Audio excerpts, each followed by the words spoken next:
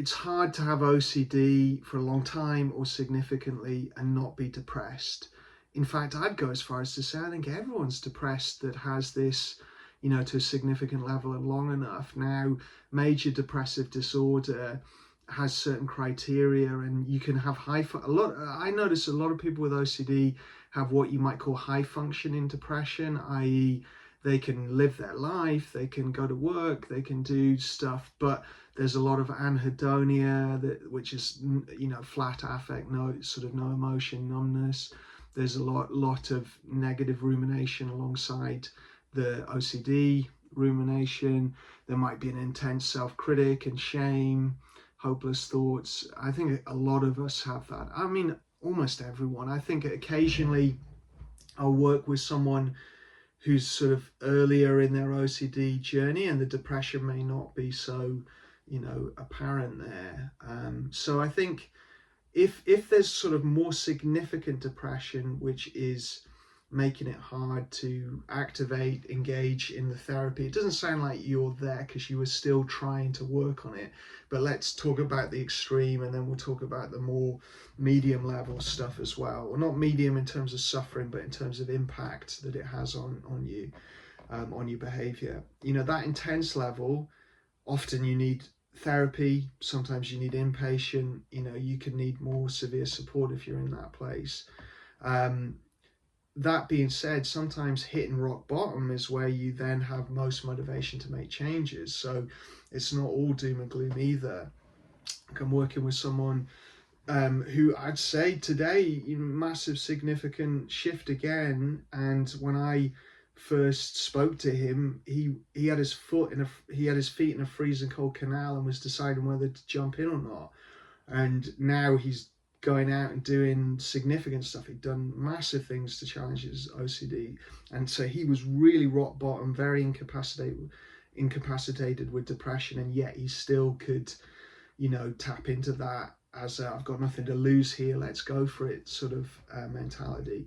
But in the middle stage, it's like there's different versions of depression. One that you might be experiencing, which I experienced, is you start to challenge OCD in the anxious presentation, and it's like it takes on a depressive form to try and get you to avoid stuff, because you're going, I'm not going to listen to this anxious voice so much. I'm going to start doing stuff again. And then the threat system goes, right, let's try something else to get her to avoid. Right, everything's hopeless. You're in such pain. You can't do this. It won't work. You're not really doing better. You're not really, it'll take on that form, and then it pulls us into avoidance, and threat system has had its way. So it's like a way the brain resists what I call secondary spikes, where you have the primary OCD spike is the sort of primary theme. Then you apply some sort of recovery skills, and then it switches form into a secondary spike to get us back into the OCD cycle. And depression can do that. So for me, when I really got the acceptance and was going for it, really pushing myself, it totally flipped to depression. Really significantly, intense suicidal thoughts, absolute hopelessness. I felt so real, felt like I couldn't see the world any other way. But luckily, I kind of knew what was happening to some degree because I'd studied it all so much. And so I thought, well, maybe this is just resistance. And okay, let's try and, what I've managed to do with anxiety, let's try and do that with depressive rumination too. And that took a few weeks, maybe a month or so.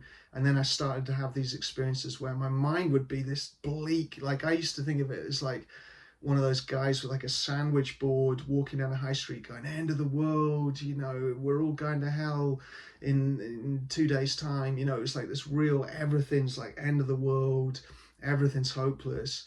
And then I had the experience of that voice being there, and I was able to really get some distance and go, actually, no, I'm going to do this thing I value, even with this depressive thought there. And then when I got that, then it was like easier to challenge it, to do stuff.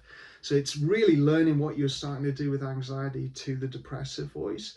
Now, other things from the course that are very helpful, self-compassion, trying to get a compassionate perspective. It is hard what you've been going through. It is intense for everyone in this group, and it's had a big impact on your life, and it's painful, and it is tough. And so trying to activate that self-compassionate perspective. Um, Next one is workability, and workability of depressive thoughts. Well, if I listen to this, what does it do?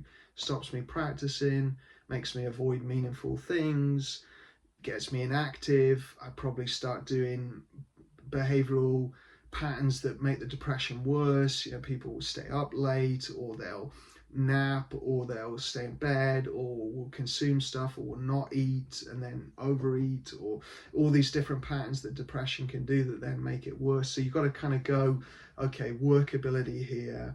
If I follow this, what my brain's telling me, it's going to pull me into more pain and suffering. Okay, let's see what small steps I can do to interrupt it and to do something different and to change it.